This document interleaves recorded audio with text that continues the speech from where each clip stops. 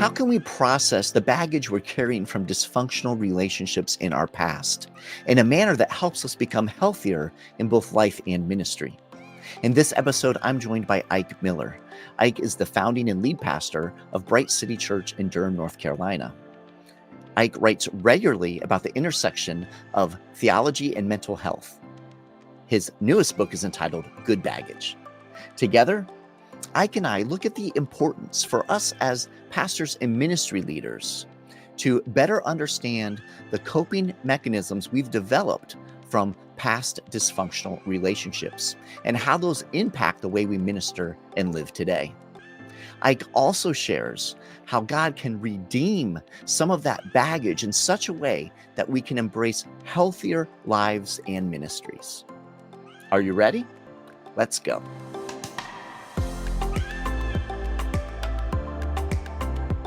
Hello, friends. So good to have you with us this week. Welcome to another insightful episode of FrontStage BackStage. I'm your host, Jason Daye, and every single week it is my privilege to sit down with a trusted ministry leader and dive into a conversation, all in an effort to help you and pastors and ministry leaders just like you embrace really a healthy and sustainable rhythm for both your life and ministry. Very excited about today's conversation, and we are proud to be a part of the Pastor Serve Network. And not only do we record a conversation for you every single week, but our team creates an entire toolkit that complements the topic we're discussing. And you can find that toolkit at pastorserve.org/network. And there you'll find a lot of resources, including a ministry leaders growth guide, which you can use personally or use with your ministry leaders at your local church to again, just dive more deeply into this conversation. And so we encourage you to check that out at pastorserve.org/network. And then at Pastor Serve, we love walking alongside of pastors and ministry leaders. And we are offering a complimentary coaching session. And you can learn more about that at pastorserve.org/free session if you'd be interested in connecting with one of our trusted and experienced ministry coaches. So be sure to check that out as well. Now, if you're joining us on YouTube, give us a thumbs up and take a moment to drop your name, the name of your church in the comments below. We love getting to know our audience better, and we'll be praying for you and your ministry.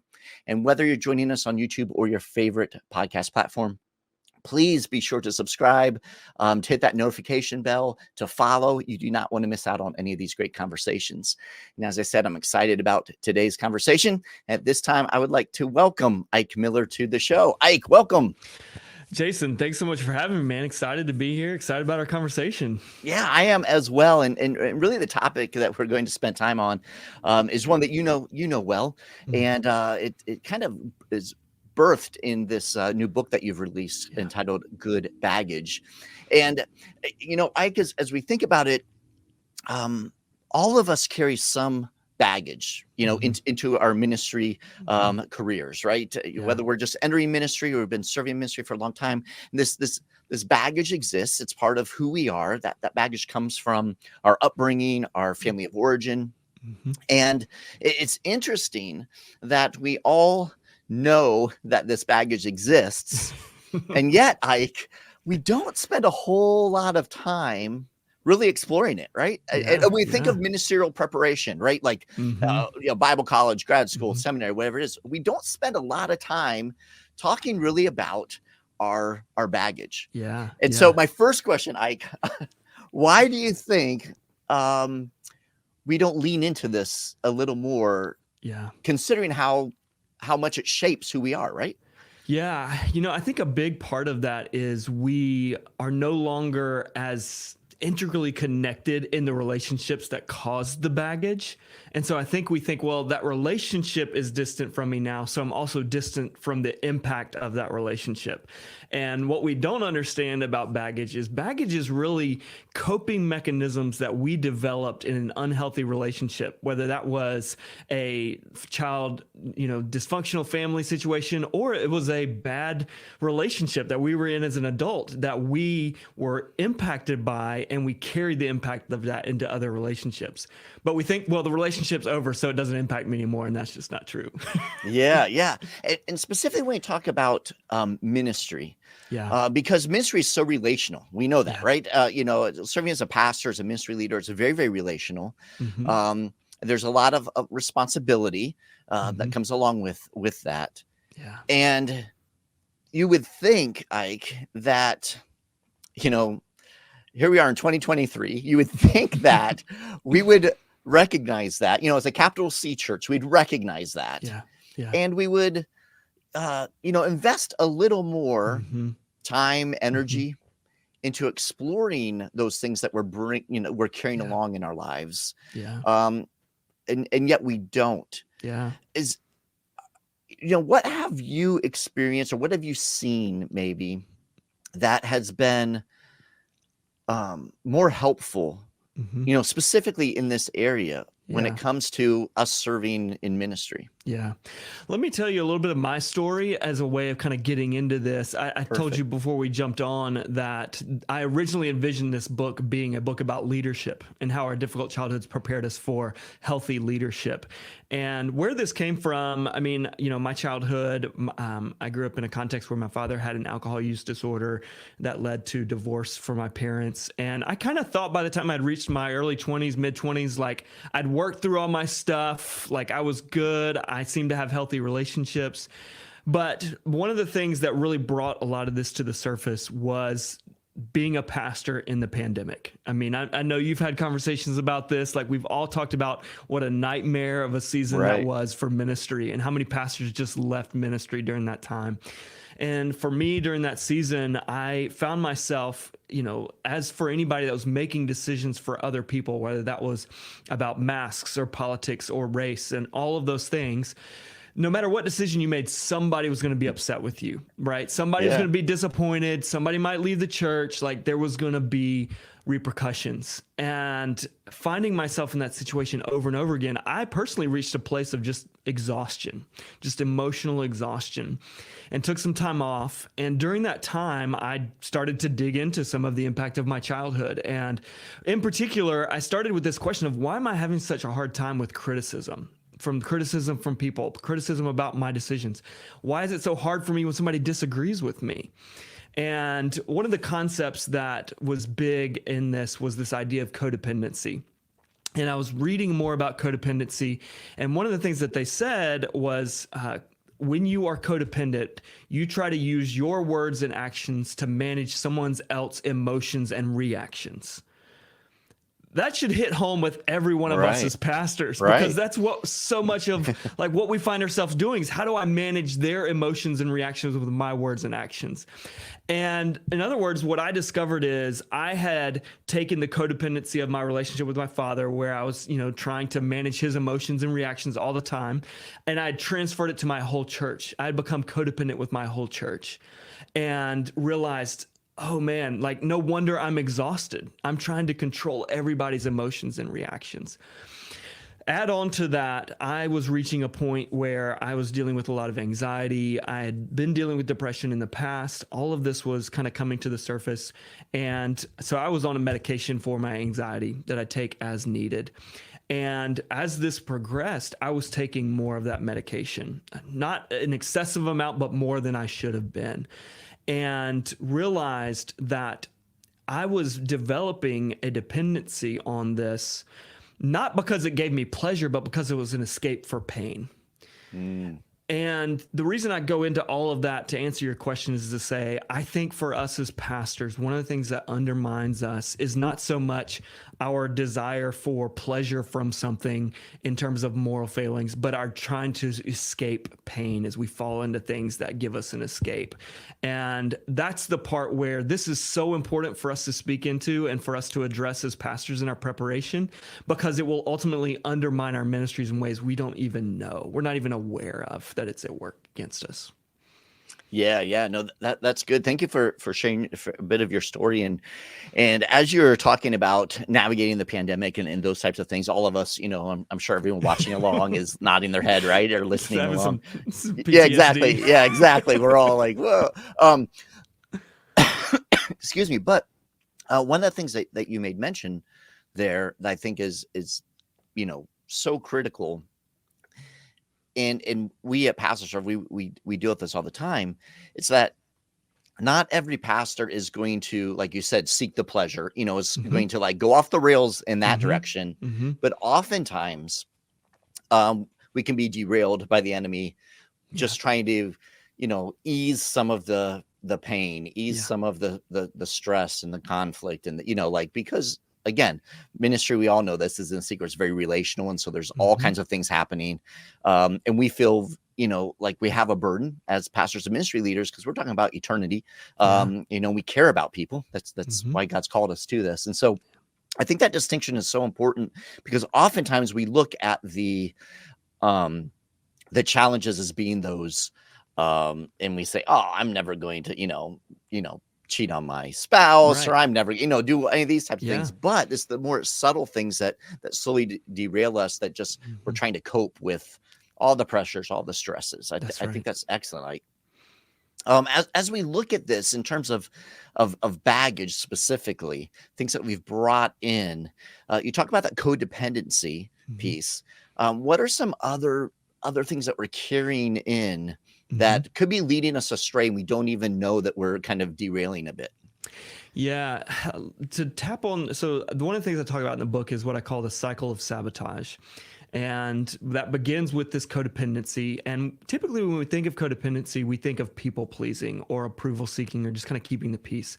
But what codependency is really is a trauma-related loss of self, meaning at some point we went through something that required us to be someone other than ourselves in order to survive.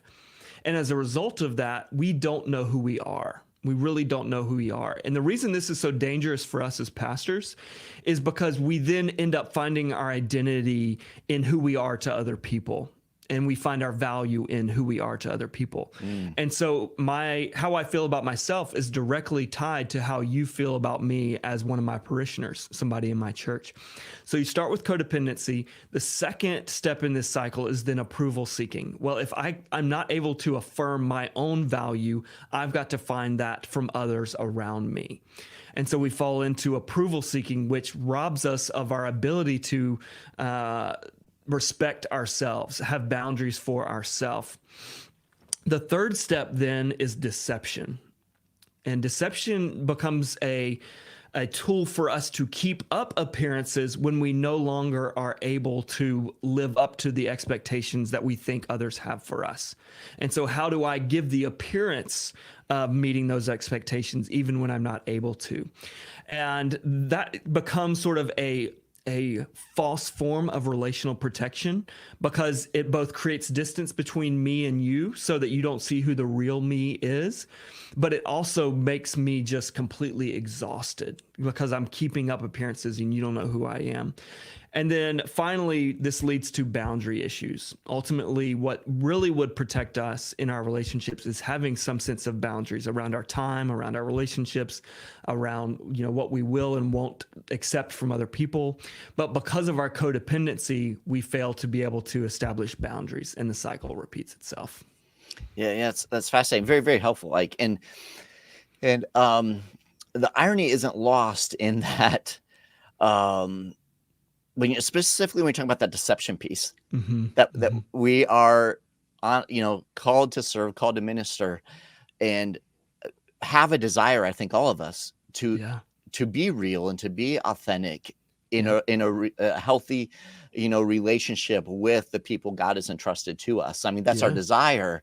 But we find ourselves slipping into that deception mode because we've put this pressure on ourselves to live up, right, to something, instead of saying, hey, it's okay. Pastors are people too. And we can, engage that and live that out. How does that deception piece tie into, some of the baggage that we're carrying around from past relationships or from our, family of origin? What's that kind of connectivity there? Yeah.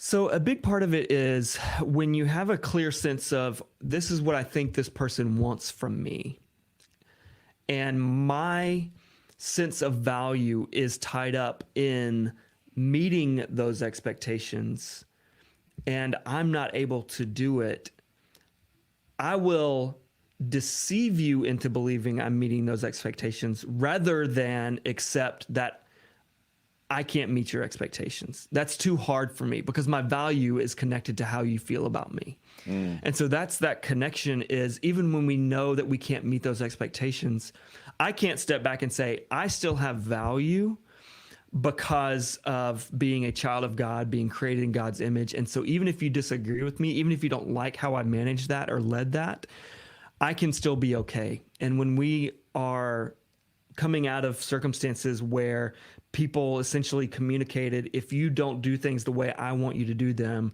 then you are unacceptable to me. Then we carry that into another relationship. And it's like, well, your acceptance of me based on a false notion of who I am is better than your rejection of me. Now, Ike, when we talk about this idea of, dysfunction, growing up in a dysfunctional family or being in dysfunctional relationships, I guess the good news is all of us come from some sort of dysfunction. Yes, I mean, yes. we're on this boat, and there are varying degrees, and we understand Yes. that. But this is something we all need to kind of pay attention to because we all are carrying baggage to some degree. Yeah. As we look at the challenging baggage that we're carrying, and just kind of that, you walked us through that cycle that we embrace, codependency all the way through. What are some things that we can do as pastors and ministry leaders to try to recognize those cycles better and then, get ourselves out of them? What are some practical things that we can do? So the biggest thing that I tell everyone, and this is, I think, a big part of kind of your original question around why don't we do more of this work in preparation for ministry? The reason we don't do it is because it means I have to push on some things that are painful. It means I have to step back from a situation, say, for example, with somebody in my church, and say, why is it so hard for me to get past this? Why is it so hard for me that they disagree with me? Why is it so hard that this person said to this person about me? And we've got to be able to get underneath just the layer of because it puts me in a bad light or because it makes me feel bad about myself. We've got to get to the layer of, well, it leads me to think that everybody thinks this about me. And if everybody thinks this about me, then everybody feels like I'm bad at my job. And if I'm bad at my job, then that means I'm bad as a human, right? And so what I talk about is in the book, I talk about the 5 whys, which I can go into it. It's a process of really getting to the root of something. And so this is a tool I give in the book. And it started, this is kind of crazy, in a Toyota factory. Nice. The idea was when they had an issue on their assembly line, they would always ask a series of whys. So they would go to the first guy and to kind of run through this, let's say he's delayed in getting windshields onto the vehicles. They'll go to him and say, hey, why are you delayed in getting the windshields from the vehicles? And he would say, well, the guy who prepares the windshields for me is always delayed. So they'll go to him and say, hey, why are you delayed in getting them ready? And he's like, well, the guy delivering the windshields to the factory is delayed. So they'll go to the delivery company and say, hey, why are you guys delayed in getting the windshields to us? And they say, well, the supplier is short on supplies. And so they go to supplier and say, why are you short on supplies? Well, there's a shortage in raw materials, or this, the supplier of the raw materials is having trouble getting supplies. In other words, by the time you ask that 4th or 5th why, you've answered your first question. And the answer then is, well, we need to find more suppliers, or we need to get more raw materials. But if you just keep treating the guy on the assembly line saying, why don't you work faster, and firing him and replacing with somebody else, you're not dealing with the root issue. And I think when it comes to us in ministry and dealing with the things that cause us the most problem, as long as we treat the symptoms, we're never going to get to the root issue. And so that's something I do a lot. So to give you an example, in my own story, one of the things that causes me a lot of anxiety as a pastor is when we bring someone new onto staff. And as I was realizing this one day, I was like, why am I so anxious about this? And I said, well, here comes somebody new to staff. Why does that cause me so much anxiety? Well, because I want them to have a good experience joining our staff. Well, why do I want them to have a good experience joining our staff? Well, because when somebody new joins our staff, it always feels exposing because they are able to see the things that aren't done well, whereas the rest of us have kind of gotten used to how we do things, right? Well, why does that create so much anxiety? Well, because I want to be known as a good leader. Well, why do I want to be known as a good leader? Well, because I find my identity and my value in being a good leader. And if I'm not a good leader, my value is in something I'm not good at. And so by the time you've gotten 4 or 5 layers down, you've named the root issue. And we've got to follow the pain. We've got to be willing to take that step and say, okay, this is painful. Why is it painful? Barna did this huge study about pastors kind of coming out of the pandemic, and there were all of these kind of statistics around why pastors were leaving ministry. And it was kind of like things are stressful, the criticism, the political division. And I wanted to say, but why is it stressful for you? Why is the political division so hard? Because there's something under that makes it hard for us to deal with. And I think we've got to get to that, or otherwise, regardless of where we go, there's still going to be stressors. There's still going to be things that are hard for us. And we've got to be able to get underneath why it's hard. Yeah. That's super helpful exercise. And it invites that introspection. Oftentimes in ministry, we're going, and we're thinking so much about others that sometimes it's a challenge for us just to pull back and to dive a little more deeply. That's right. So, when you start asking those whys and whys and whys and whys, you're just naturally digging a little more deeply. So that's an awesome exercise. Thanks for sharing that. Now, the title of your book, though, is Good Baggage. That's right. So I want to make sure that we get time, because one of the things I loved about your book is that you address the painful baggage, the reality of that baggage that exists. You talk through ways, just like you shared here, on how to process and think more deeply, more thoughtfully about those things. But you posit this idea of good baggage, which I absolutely love. This idea that it's not all doom and gloom when you look at dysfunction you've come through, right? Like there are things within that you have learned that will help you as you seek to honor God with your life, as you seek to lead in ministry. So share with us a little bit the concept behind the good baggage and, the kind of hopeful side of dysfunction, because we all need it, right? Yeah. So the key word in that subtitle is prepared us for healthy relationships versus like gives us good relationships, meaning there's some work that we have to do to move from preparation of for those healthy relationships to realization of those healthy relationships. So when we talk about baggage, I mentioned earlier, what we're referring to oftentimes are coping mechanisms that developed in an unhealthy relationship or an unhealthy dynamic. And those coping mechanisms, we have now, in a sense, outgrown those, meaning they no longer serve the purpose for which they were originally created. And in fact, they now work against us in other relationships. So for example, growing up in a context with a alcoholic parent, one of the things that you do is you learn to read a room very well. You walk into a room and you are reading emotion, you're reading body language, you're trying to discern what's the emotional climate of this room. Is it safe for me to be here? Do I need to find a way out? You kind of come in and you assess that. Now, as an adult, you still do that in a lot of rooms that you walk into. You're kind of reading facial expressions. You're trying to assess, okay, how are people doing? How are people feeling? And you have sort of this gift of this ability to read people. The way that it affects us negatively and the ways that it plays out negatively is we might walk into a room as a pastor. This is especially true for me as a pastor. I'll walk into a room maybe on a Sunday morning and I'll see people, maybe they got a downcast look on their face or they look frustrated. And my instinct, because of my childhood, is to assume I'm responsible for that. You're upset because of something I've done. And so we assume we're responsible for that. So that's kind of how that infects us or affects us in negative ways. However, the good baggage, the way that we leverage that for the good of our relationships now is say, okay, if I can pull back from assuming responsibility for every emotion in the room, but still use that ability to read people's emotions, that actually sets me up to have profound empathy for people in the room, people on my team, people in my church, such that I can walk into a staff meeting with my team and we could jump straight into business. And then I realized, man, this person over here is just looks like they're having a tough day. It looks like they're overwhelmed. They're fearful about something. Let's pull back from a moment. Hey, it looks like you're having a tough time. Can we talk about that? Is there something going on that would be helpful for us to talk through as a team? And what that does is it communicates, okay, first of all, as a staff member, you're not just here to produce something for me. I care for you. I care about your soul.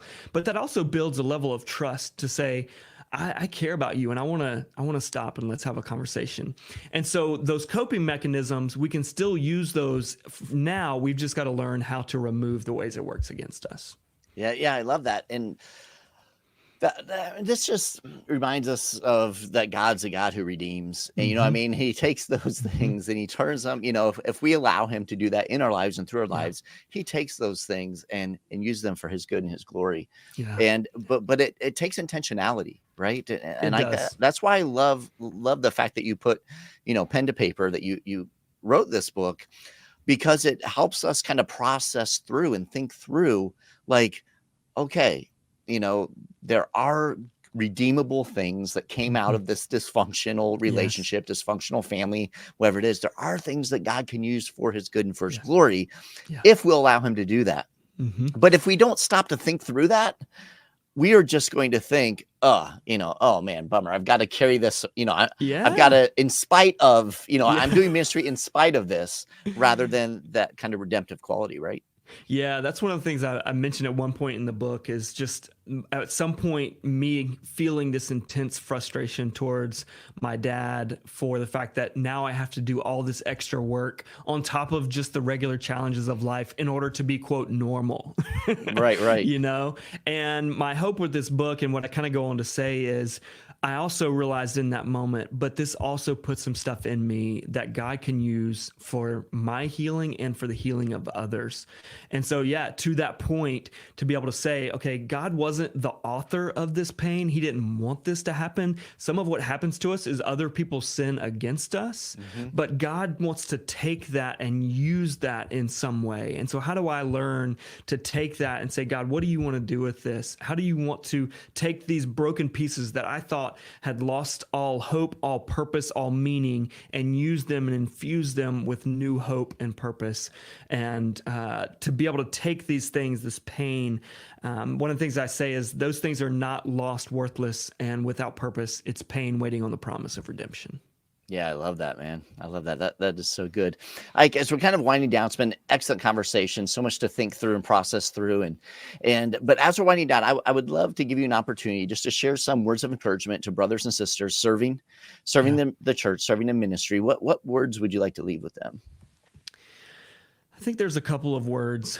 I think that we as pastors need to begin to think counterintuitively a little bit about how we're spending our time. I think we can get so caught up, and myself included, in the day-to-day demands of ministry and meeting people's needs and caring for people, and we don't take that time to stop and do the interior work of what's going on in my soul. Why am I feeling so frustrated? Why am I feeling so angry? Why am I feeling so annoyed, so defeated, so discouraged? And when we don't stop to do that work, we can't name where it came from. And so we just kind of jumble that all up and carry it with us everywhere we go. And then we dump a little bit on each person that we're with because we're not doing that work to kind of work through it. And so my encouragement for pastors is to begin to think counterintuitively, meaning, yes, I may have to schedule a few less meetings this week. I may have to say no to some people that I don't want to say no to. But the fact of the matter is, I'm going to be a better pastor. I'm going to be more present with my people. I'm going to be in a healthier place emotionally and spiritually to be the kind of pastor my people really need.